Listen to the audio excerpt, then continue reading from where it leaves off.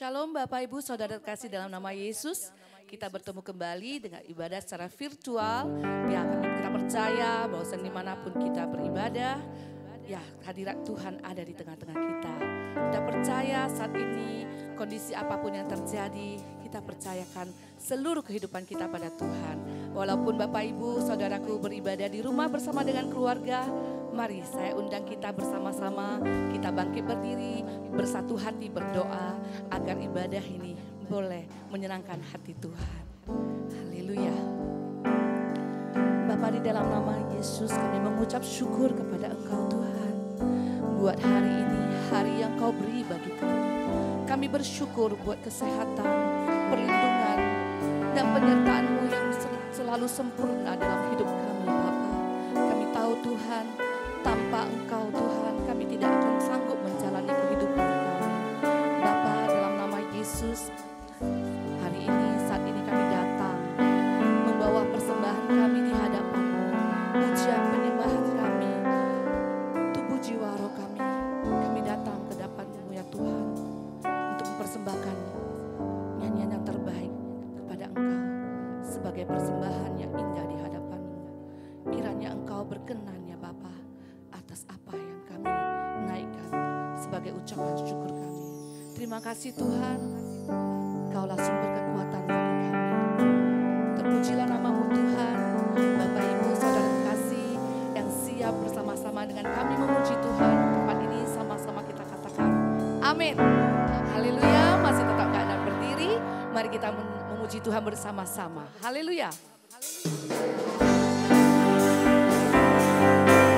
Biarlah Tuhan menjadi kekuatan kita, sumber pengharapan.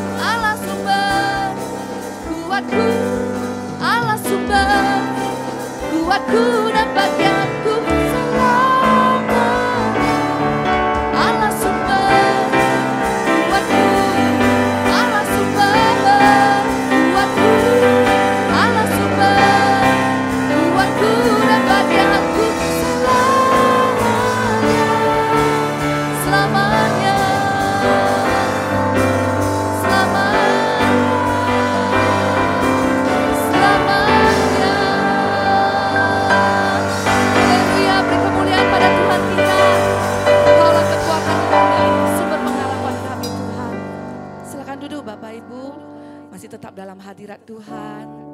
Ya, mari kita satukan hati kita sebelum kita mendengarkan kebenaran firman Tuhan, sabda-sabda Tuhan bagi kehidupan kita. Mari dengan sikap hati yang penuh kerinduan, kita mau datang ke hadapan Tuhan. Kita mau katakan bahwasannya, Yesus, Engkaulah satu-satunya yang kami percaya. Engkaulah satu-satunya yang kami andalkan dalam kehidupan kami. Di saat kondisi yang terjadi saat ini, sungguh kami harus bergantung sepenuhnya pada Engkau ya Bapa. Kami tidak berkuasa atas apapun di dunia ini ya Bapa. Tapi kami boleh bangga dan kami percaya Engkau Bapa, Engkau Allah yang tetap mengambil alih dan mengambil kendali atas segala sesuatu yang terjadi saat ini Tuhan. Karena Engkau Allah yang setia dan waktumu selalu yang terbaik bagi kami. Thank you. Haleluya. Engkau Tuhan yang setia, waktumu selalu yang terbaik.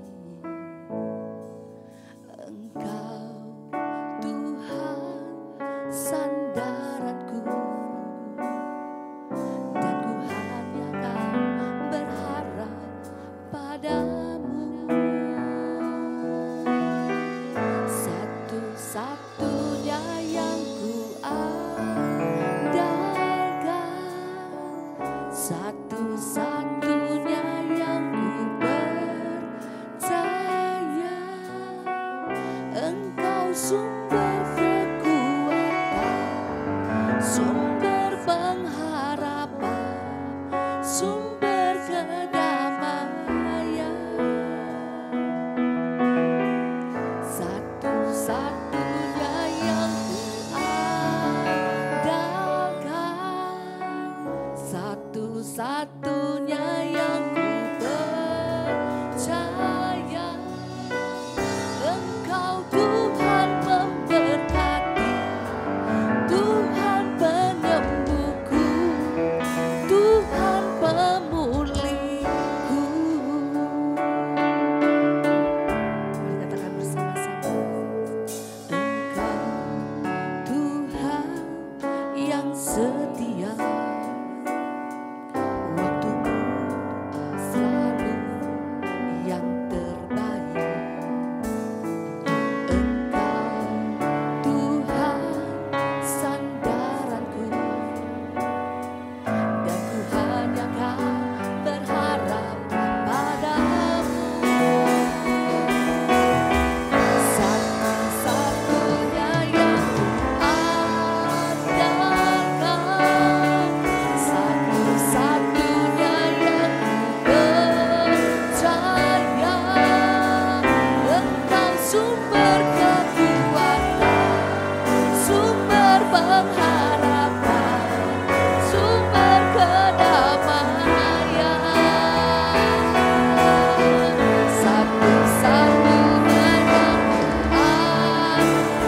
satu-satunya yang ku percaya. Engkau Tuhan memberkati, Tuhan penyembuhku, Tuhan pemulihku. Katakan satu-satunya yang kami andalkan, andalkan.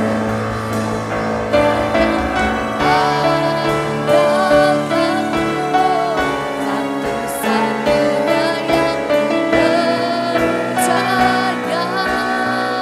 Engkau sumber kekuatan, sumber pengharapan, sumber kedamaian. Satu-satunya yang ku andalkan, satu-satunya yang ku percaya. Engkau Tuhan memberkati,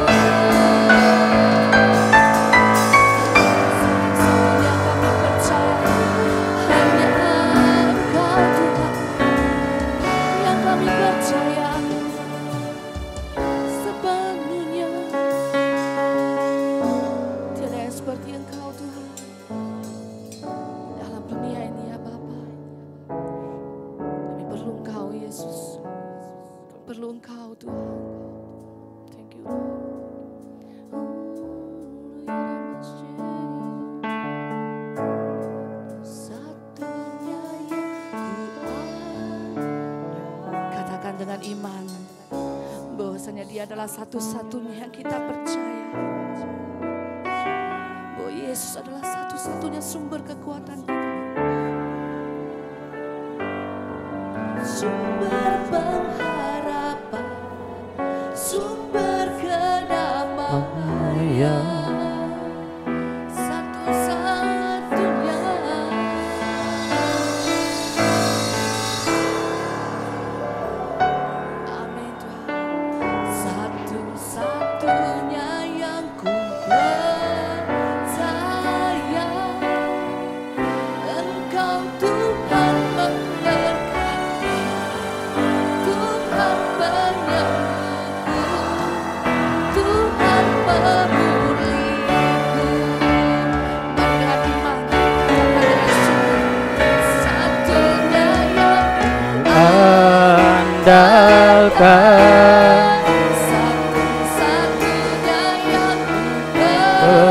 Percaya Engkau sumber kekuatan, sumber pengharapan, sumber kedamaian, satu-satunya.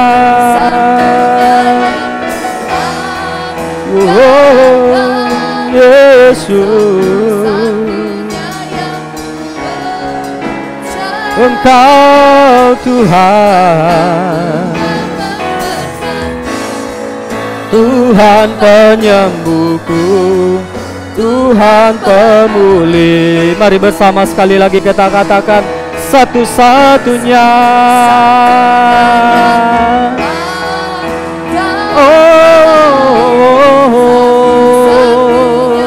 Kaulah satu-satunya sumber penguat, Engkau sumber pengharapan bagi kami Tuhan. Engkau sumber kedamaian dalam hidup kami. Satu-satunya, Kau satu-satunya Tuhan. Engkau Tuhan memberkati, Tuhan penyembuhku, Tuhan pemulihku. Engkau Tuhan yang memberkati kami Tuhan. Haleluya. Engkau penyembuh, Engkau pemulih Bapa.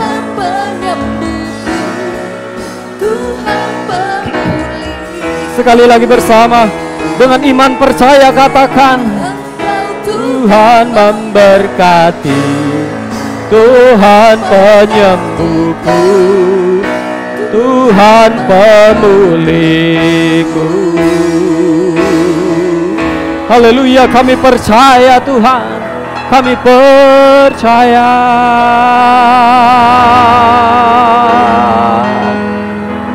Engkaulah sumber kekuatan dalam kehidupan kami Bapa. Engkaulah sumber pengharapan kami. Engkaulah sumber damai sejahtera dalam hidup kami. Berkat-Mu selalu tersedia bagi kami Bapa dalam segala keadaan kami. Bahkan Engkau menyembuhkan kami Tuhan dan memulihkan keadaan kami. Kami bersyukur punya Allah yang setia seperti Engkau. Allah yang sekali-kali tidak pernah melupakan. Allah yang sekali-kali tidak pernah meninggalkan kami Tuhan. Kami sungguh percaya Bapa, bahwa penyertaan-Mu itu sempurna di dalam kehidupan kami.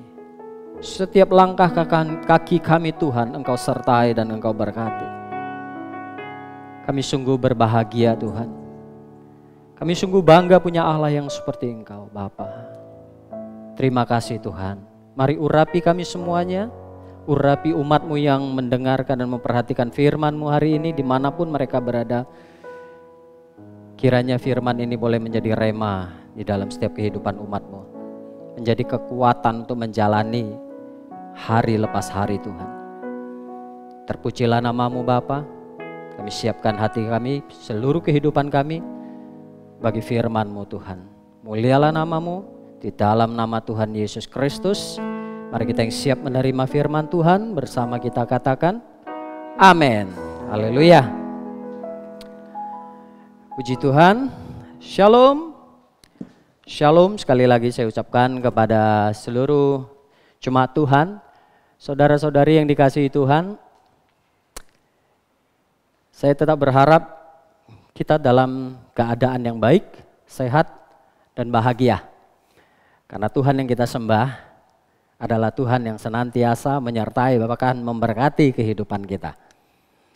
Seperti pujian tadi berkata bahwa Tuhan itu adalah sumber kekuatan di dalam kehidupan kita. Bahwa Tuhan itu adalah satu-satunya sumber pengharapan, Tuhan itu adalah satu-satunya sumber kedamaian. Bahkan Dia senantiasa menyiapkan berkat-berkat yang terbaik di dalam kehidupan orang-orang yang percaya. Dan Dia bahkan menyembuhkan kita. Dia memulihkan keadaan kita. Puji Tuhan. Saudara yang dikasihi Tuhan, mungkin dunia ini bisa memberikan pertolongan. Tetapi dalam tanda kutip, pertolongan yang diberikan oleh dunia ini adalah pertolongan yang terbatas. Pertolongan yang diberikan oleh dunia ini sekali lagi adalah pertolongan yang terbatas. Kenapa? Karena dunia ini bukanlah sumbernya. Tetapi pertolongan Tuhan itu tidak terbatas. Bahkan tidak terbatas oleh tempat, tidak terbatas oleh jarak, dan tidak terbatas oleh waktu. Kenapa? Karena Tuhan kita memang adalah Tuhan yang tidak terbatas dan Dia itu adalah merupakan sumbernya. Jadi pertolongan Tuhan itu enggak pernah habis-habisnya di dalam kehidupan kita. Nah, Bapak Ibu Saudara yang dikasihi Tuhan, malam hari ini kita akan melihat satu perikop firman Tuhan yang saya ambil dari Injil Yohanes. Pasalnya yang kedua, ayat 1 sampai dengan ke-11. Nah, di sini perikopnya bercerita tentang perkawinan di Kana. Yang kita tahu bahwa ini adalah sebuah peristiwa yang luar biasa. Dan kita kenal bahwa di peristiwa inilah, di perkawinan Kana inilah Yesus pertama sekali melakukan mujizat. Ya, tapi saya mau mengajak kita untuk tidak hanya melihat kepada mujizat yang dikerjakan oleh Tuhan. Tapi ada 3 bagian atau 3 garis besar yang perlu kita perhatikan dengan baik di dalam Yohanes pasal kedua ayat 1 sampai dengan ke-11. Nah, saya ajak kita langsung memperhatikan firman Tuhan dan saya akan membacakannya. Ya, Yohanes pasal kedua ayat pertama sampai ke-11. Nanti kita akan melihat satu persatu. Tadi saya katakan ada 3 bagian penting yang perlu kita perhatikan. Ya, perkawinan di Kana. Pada hari ketiga ada perkawinan di Kana yang di Galilea dan ibu Yesus ada di situ.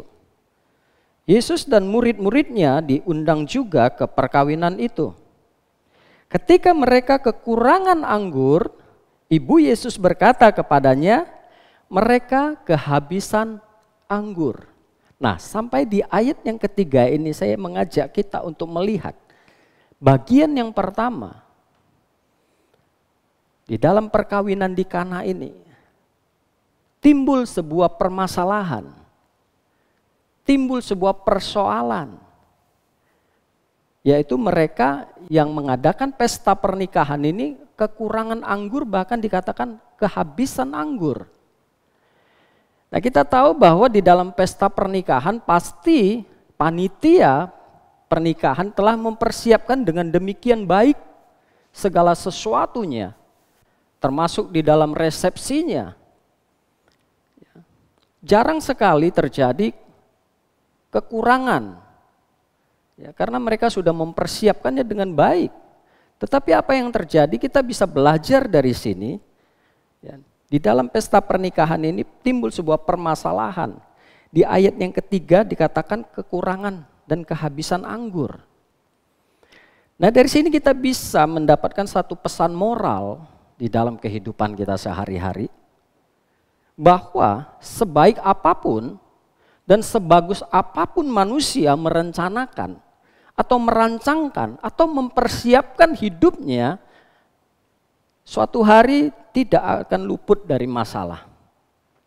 Ya, sebagus apapun kita melakukan persiapan-persiapan di dalam kehidupan kita, itu tidak salah. Ya, tapi kita harus mengingat bahwa satu hari kita juga tidak akan luput dari masalah, ya, dari persoalan. Seperti yang terjadi di perkawinan di Kana ini. Panitia sudah mempersiapkan anggur dengan demikian baiknya, sudah diperkirakan berapa undangannya nanti. Tetapi timbul masalah, mereka kekurangan anggur. Nah, ini di sini kita bisa melihat bahwa kita tidak bisa, ya, menjadi sombong dan membanggakan, ya, apa yang telah kita persiapkan dengan baik. Seperti pemazmur menegaskan, ya, Mazmur 94 ayat 11 berkata demikian. Tuhan mengetahui rancangan-rancangan manusia. Sesungguhnya semuanya sia-sia belaka. Nah, saudaraku, pemazmur berkata, mengingatkan bahwa Tuhan, Dia tahu segala rancangan kita manusia. Dan yang ditekankan lagi bahwa sesungguhnya semuanya sia-sia belaka. Bahwa berarti apa yang kita rencanakan itu bisa berakhir dengan kesia-siaan belaka. Ya. Bisa timbul masalah-masalah. Nah, dari sini kita belajar bagian yang pertama. Sebab itu kita tidak perlu menyombongkan apa yang kita miliki. Mungkin profesi kita, ya, mungkin karir kita, jabatan, kuasa, kekayaan kita. Ya. Karena suatu saat itu juga akan menimbulkan masalah. Ya. Nah, saudaraku, kita bisa belajar di sini bahwa yang pertama kita perlu, ya, senantiasa berjaga-jaga atas kehidupan kita, atas rancangan-rancangan kita serahkan kepada Tuhan. Ya. Nah, itu yang pertama, bahwa di dalam pesta pernikahan Kana ini yang bagian pertama tetap menimbulkan sebuah permasalahan di tengah-tengah pesta yang telah dipersiapkan dengan demikian baik. Nah, yang kedua, kita lihat di sini ada reaksi, ada tindakan. Nah, kita melihat di ayatnya yang ketiga sampai ke 5. Ya. Ketika mereka kekurangan anggur, Ibu Yesus berkata kepadanya, mereka kehabisan anggur. Kata Yesus kepadanya, kepada ibunya, mau apakah engkau daripadaku, Ibu, saatku belum tiba. Tetapi Ibu Yesus berkata kepada pelayan-pelayannya, apa yang dikatakan kepadamu, buatlah itu. Nah, berhenti sampai ayatnya yang kelima. Kita bisa belajar bagian yang kedua, sebuah sikap, sebuah reaksi daripada Ibu Yesus. Apa yang kita dapat di sini? Adalah sebuah sikap yang peduli. Ibu Yesus peduli dengan masalah yang timbul di pesta pernikahan di Kana ini. Kalau Dia tidak mau peduli sebenarnya bisa saja. Ya. Karena Dia bukan bagian di dalam panitia. Tapi kita melihat sebuah sikap yang begitu luar biasa dari Ibu Yesus. Dia memperhatikan apa yang terjadi. Ya. Dia tahu. Dan Dia peduli. Sehingga Dia berkata kepada Yesus, mereka kekurangan anggur. Mereka kehabisan anggur. Nah, ketika Yesus menjawab, kata Yesus kepadanya, mau apakah engkau daripadaku, Ibu, saatku belum tiba. Nah, kita di sini melihat lagi sebuah sikap, sebuah respon yang luar biasa dari Ibu Yesus.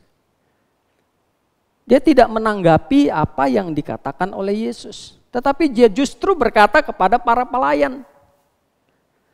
Tetapi Ibu Yesus berkata kepada pelayan-pelayan, apa yang dikatakan kepadamu, buatlah itu. Seakan-akan Ibu Yesus ini begitu yakin, begitu percaya bahwa Yesus akan melakukan sesuatu. Ya. Dia tidak menanggapi dengan negatif, oh begitu ya, oh belum tiba waktunya ya, berarti enggak usah dah gitu. Tidak. Tapi Ibu Yesus mengambil sebuah sikap yang begitu tidak biasa.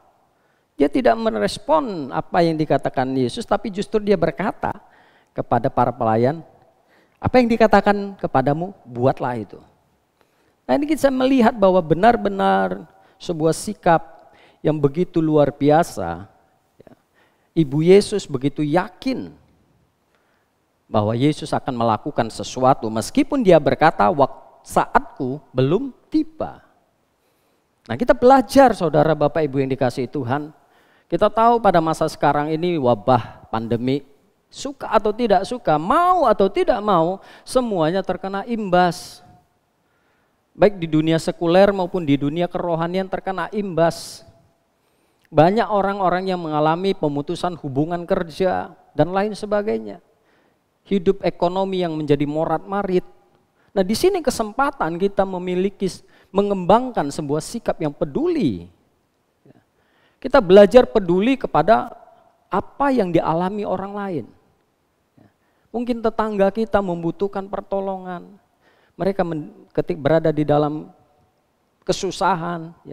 Kita belajar juga melihat kepedulian kepada mereka. Kita jangan hidup hanya untuk diri kita sendiri. Jangan kita hidup di dalam keegoisan kita. Yang penting saya hidup, saya makan, orang lain mau mati, enggak masalah. Tapi kita belajar dari Ibu Yesus. Memiliki sikap yang peduli terhadap orang lain, kesusahan orang lain. Nah, ini saatnya, waktunya kita untuk menebarkan kasih Tuhan. Di masa pandemi seperti sekarang ini, ada begitu banyak orang yang membutuhkan pertolongan. Kita belajar peduli. Mungkin kita tidak bisa memberi secara berlebihan atau banyak, tapi setidaknya kita bisa membantu. Meringankan sedikit setidaknya beban hidup mereka. Nah, saudaraku, kita hidup bukan untuk diri kita sendiri. Bahkan firman Tuhan sangat menegaskan dan menuntut setiap orang percaya untuk saling bertolong-tolongan. Ini tercatat di dalam Galatia pasal yang ke-6 ayat 2. Nah, lihat apa yang dikatakan firman Tuhan. Galatia 6 ayat 2, bertolong-tolonganlah menanggung bebanmu. Demikianlah kamu memenuhi hukum Kristus. Haleluya. Galatia 6 ayat 2 sungguh menegaskan kepada setiap orang percaya, bertolong-tolonganlah menanggung bebanmu. Artinya kita harus punya sikap yang peduli untuk saling tolong menolong, bukan todong menodong. Ya. Bahkan yang luar biasa dikatakan ketika kita hidup di dalam saling tolong menolong, kita sudah memenuhi hukum Kristus. Ya. Jadi kalau orang yang hidupnya hanya memperhatikan dirinya sendiri, hanya hidup untuk kepentingannya sendiri, walaupun dia beribadah setiap minggu, tetapi sesungguhnya dia tidak memenuhi hukum Kristus. Nah, ini penting sekali kita sebagai orang percaya. Justru di sini kita tunjukkan kita sebagai terang, sebagai garam. Ya, saudaraku. Baik, itu yang kedua yang perlu kita perhatikan. Sebagai orang percaya, sebagai orang benar, orang yang telah diselamatkan oleh Tuhan. Ya, orang yang selalu ditolong oleh Tuhan, diberkati oleh Tuhan, diberi damai sejahtera. Kita juga harus memperlakukan orang lain ya, demikian rupa. Ya, kita belajar memperhatikan apa yang menjadi kebutuhan mereka. Ya. Kalau Tuhan memberkati kita, itu artinya Tuhan mau kita memberkati orang lain. Haleluya. Amin. Ya. Nah, Bapak Ibu, yang kedua, ada sebuah sikap, ada sebuah tindakan, ada sebuah respon yang begitu luar biasa, yaitu sikap peduli terhadap kebutuhan orang lain, terhadap kesusahan orang lain. Dan yang ketiga kita lihat, sebelum masuk yang ketiga, itu dari sikap Ibu Yesus. Sekarang saya akan membawa Anda melihat kepada sikap yang ditunjukkan para pelayan. Ya. Ketika Ibu Yesus berkata, perbuatlah apa yang dikatakan kepadamu. Nah, pelayan, mereka sudah ahli di dalam menjalankan pesta pernikahan. Dan ketika yang hebatnya, yang luar biasanya di situ, ya, di ayat ke-6 sampai ke-8, Nah, ketika Yesus sudah bertemu dengan pelayan, dia berkata demikian. Di situ ada 6 tempayan yang disediakan untuk pembasuhan menurut adat orang Yahudi. Masing-masing isinya 2-3 buyung. Jadi ini tempayan, ini seperti gentong gitu ya kira-kira, yang mungkin ada tutupnya. Ini di adat Yahudi ditempatkan di depan rumah, di dekat pintu, samping pintu rumah. Fungsinya adalah apa? Ketika orang masuk ke rumah, mereka mencuci kaki dengan air yang ada di tempayan. Karena memang suasana kondisi daerah atau medannya itu penuh dengan debu. Ya. Jadi ketika mereka masuk ke rumah seseorang, mereka harus mencuci kaki. Dan ini menjadi sebuah adat istiadat. Ya. Dan ini merupakan satu tempat yang berada, kalau kita boleh dikatakan ini air yang biasa-biasa ya. Yang tidak dianggap penting, hanya sebagai untuk membasuh kaki. Ya. Dan isinya pun di situ dikatakan tidak penuh, hanya 2-3 buyung atau 2-3 gayung ya. Nah, yang ketujuh di ayat ketujuh berkata demikian. Yesus berkata kepada pelayan-pelayan itu, isilah tempayan-tempayan itu penuh dengan air. Dan mereka pun mengisinya sampai penuh. Nah, ini sebuah sikap yang luar biasa yang ditunjukkan oleh pelayan-pelayan pesta pada waktu itu. Ini sepertinya sebuah perintah yang enggak masuk akal. Perhatikan bahwa di akhir daripada perikop ini dikatakan di situ Yesus pertama sekali melakukan mujizat. Ya. Tetapi kenapa para pelayan ini begitu luar biasa memiliki sikap yang menaati, melakukan apa yang dikatakan oleh Yesus Kristus pada waktu itu? Ya, mereka tidak bertanya, enggak salah ini. Ya. Tempayan yang tempat untuk cuci kaki diisi air lagi. Ya. Tapi mereka tidak berpikir demikian.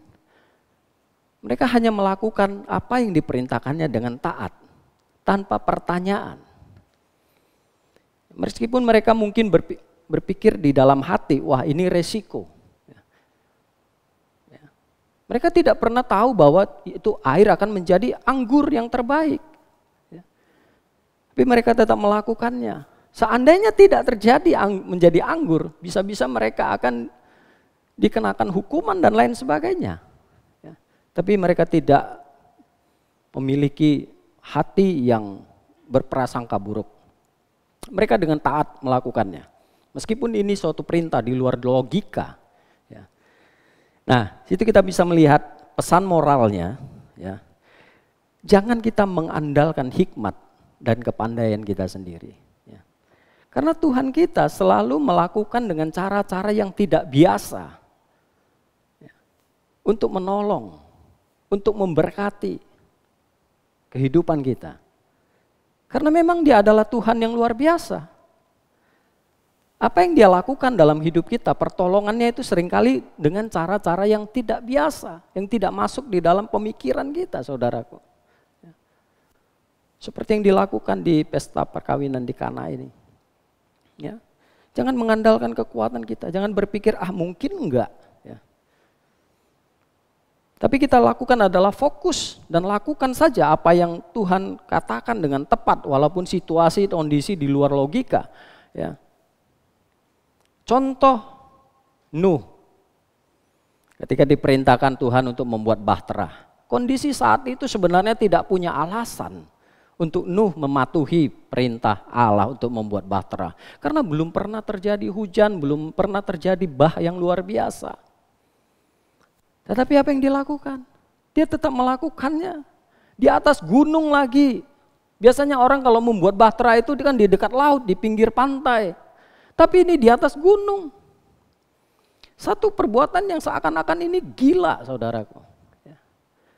Bahkan sampai orang-orang di sana berkata, wah itu Nuh sudah gila. Membuat bahtera di atas gunung. Ya, tapi apa yang terjadi? Nuh melakukannya dengan taat. Dan pada akhirnya hanya keluarga Nuh lah yang selamat daripada air bah. Nuh tidak pernah terpikirkan, gak pernah mimpi bahwa akan turun hujan 40 hari 40 malam. Sehingga air meluap meliputi dunia ini, bumi tenggelam. Bumi diliputi oleh air bah yang luar biasa sehingga semua yang hidup mati kecuali mereka yang ada di dalam bahtera. Itu yang pertama. Contoh yang kedua, Musa.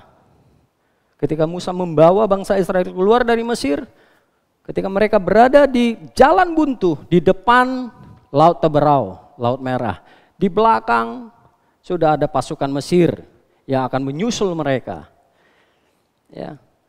Musa tidak pernah berpikir bahwa laut yang ada di depannya itu Laut Teberau akan terbelah dua. Dan di tengahnya akan ada jalan yang kering. Tidak pernah. Bahkan membayangkan sedikit pun mungkin Musa tidak pernah membayangkannya. Tetapi ketika Tuhan Allah berfirman, acungkan tongkatmu, angkat tongkatmu. Ya. Maka Musa melakukannya saja, dia tidak bertanya. Apa yang akan terjadi dia tidak bertanya. Dia tidak berpikir bahwa laut itu akan terbelah. Menjadi tanah yang kering di tengah.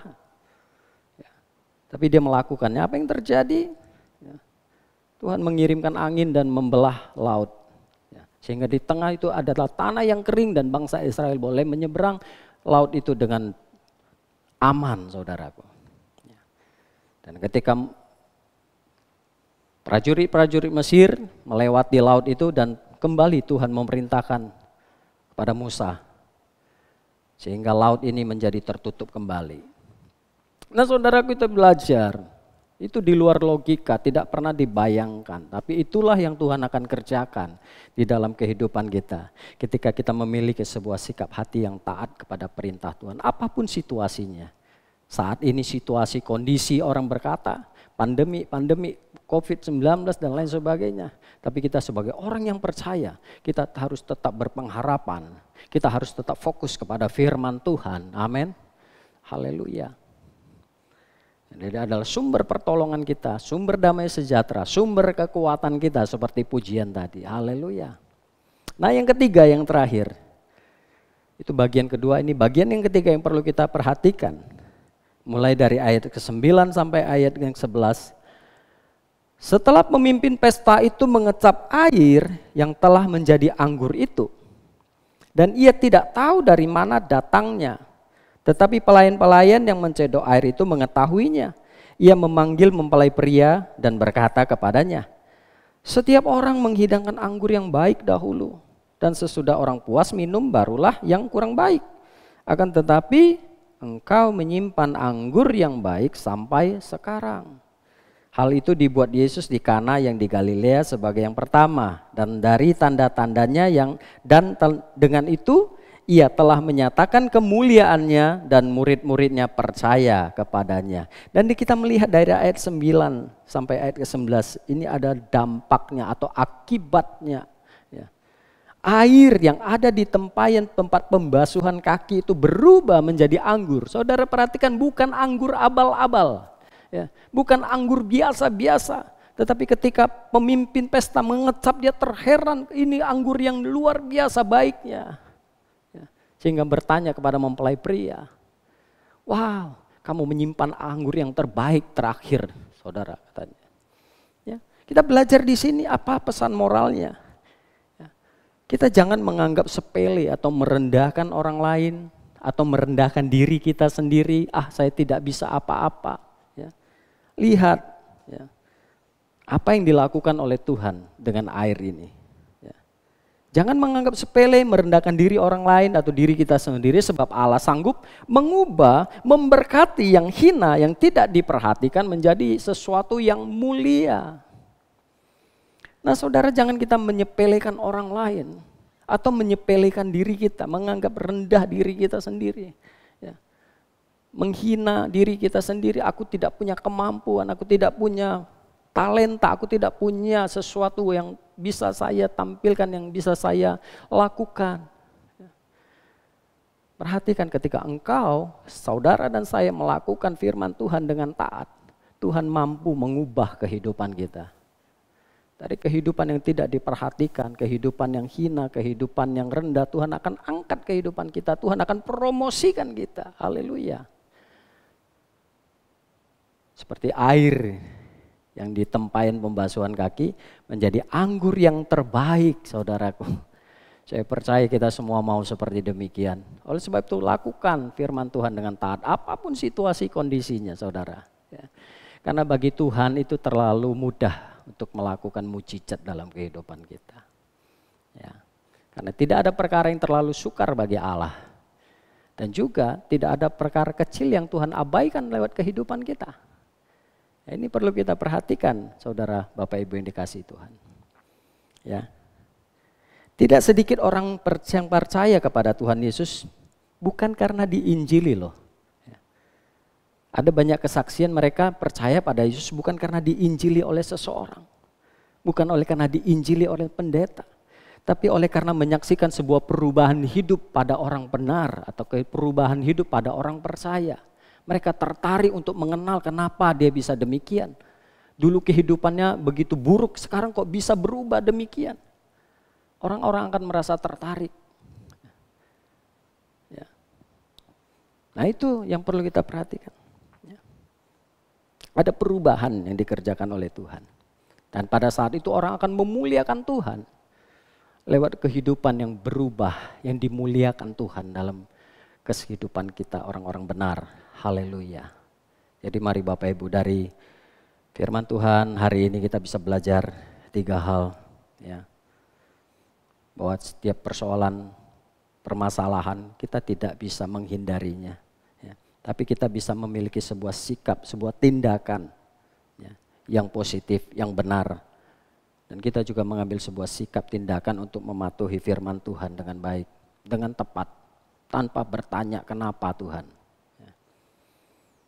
Kemudian kita bisa belajar melihat apa yang Tuhan bisa kerjakan, bukan apa yang dapat kita kerjakan. Seringkali orang berkata, apa yang saya dapat lakukan? Mulai berkata, apa yang Tuhan dapat kerjakan. Ya.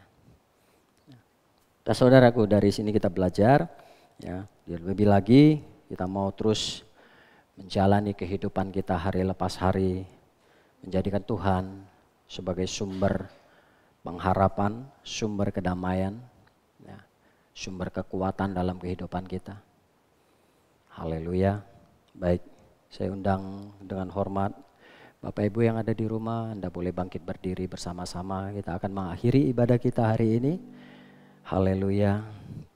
Kita berdoa. Bapa yang baik dalam nama Yesus. Sungguh malam hari ini Tuhan kami percaya Tuhan akan kebenaran-Mu, akan firman-Mu yang luar biasa. Firman-Mu yang hidup. Kami belajar Bapa melalui peristiwa perkawinan di Kana Tuhan. Ada 3 bagian yang perlu kami perhatikan Tuhan. Bapa, bahwa di dalam kehidupan kami tidak bisa menghindar dari pergumulan, dari persoalan, dari permasalahan. Sebagus apapun, sebaik apapun kami mempersiapkan rencana-rencana dalam kehidupan kami. Sebagaimana firman-Mu, Engkau mengetahui rancangan-rancangan manusia dan semuanya adalah sia-sia belaka. Oleh sebab itu biarlah kami menyerahkan seluruh rancangan kami ke dalam tangan Tuhan. Biarlah rancangan-Mu yang terjadi di dalam kehidupan kami Tuhan. Dan kami mau belajar untuk memiliki sikap yang peduli terhadap orang lain di sekeliling kami. Peduli kepada pasangan kami, peduli kepada anak-anak kami, peduli kepada orang tua, kepada saudara kami, kepada tetangga-tetangga kami, kepada rekan-rekan kami Tuhan. Bahkan kami mau peduli bahkan kepada orang yang tidak kami kenal sekalipun ya Tuhan.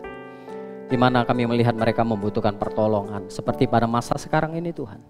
Di mana corona masih menghantui daripada begitu banyak orang Tuhan. Kami saatnya hidup kami boleh menjadi berkat, menjadi terang dan garam ya Tuhan sebagaimana firman-Mu berkata bahwa kami adalah terang dan garam Tuhan. Bila ini benar-benar kami laksanakan Tuhan pada masa-masa seperti sekarang ini secara khusus Tuhan. Dan untuk kedepannya Bapa, kami mau belajar memiliki kepedulian Tuhan. Juga kami mau memiliki sebuah sikap yang benar di hadapan Tuhan. Untuk kami boleh taat, setia melakukan setiap firman-Mu, setiap perintah-Mu di dalam kehidupan kami. Meskipun terkadang kami melihat ini sesuatu yang begitu tidak masuk akal, tidak logika. Tapi justru Tuhan melakukan sesuatu yang tidak masuk akal di dalam kehidupan kami. Tuhan melakukan cara-cara yang tidak biasa Tuhan, yang tidak dapat kami prediksi Bapa. Itu yang Tuhan kerjakan dalam hidup kami. Bahkan apa yang tidak pernah timbul di dalam hati kami, yang tidak pernah kami lihat, tidak pernah kami dengar Tuhan, itu Tuhan akan kerjakan dalam hidup kami. Terima kasih Tuhan Yesus. Dan biarlah Tuhan hidup kami juga boleh memberikan dampak. Kami mau Tuhan untuk tidak menganggap enteng, menyepelekan orang lain atau menyepelekan diri kami. Sebab Engkau yang menciptakan kami Tuhan seturut dan segambar dengan rupa-Mu. Kami percaya ada hal-hal yang luar biasa yang Tuhan telah tanamkan di dalam kehidupan kami. Biarlah kami boleh melihat kemuliaan Tuhan. Dan juga kami boleh melihat orang-orang memuliakan Tuhan lewat perubahan-perubahan yang kami alami Tuhan Yesus. Terima kasih Bapa, segala pujian syukur bagi Engkau Tuhan Yesus. Kau memberkati umat-Mu hari ini, dimanapun mereka berada, kemanapun mereka pergi, Tuhan sertai, Tuhan yang memberkati. Mari Bapak Ibu Saudaraku, kita akan mengakhiri ibadah kita hari ini. Angkatlah kedua tangan-Mu. Dengan iman percaya pada hari ini Tuhan akan memberkati, menolong Engkau. Tuhan akan menghadapkan wajahnya kepadamu dan memberikan Engkau kasih karunia. Dan Tuhan menyinari engkau dengan wajahnya dan memberikan engkau damai sejahtera. Oleh sebab itu terimalah berkat damai sejahtera yang berlimpah-limpah dari kasih karunia dari Tuhan Yesus Kristus. Dan persekutuan dengan Roh-Nya yang kudus menyertai kita sekalian mulai hari ini sampai selama-lamanya. Di dalam nama Tuhan Yesus kita semua yang percaya dan diberkati Tuhan bersama kita katakan amin. Haleluya. Selamat hari Minggu, Tuhan Yesus memberkati. Shalom.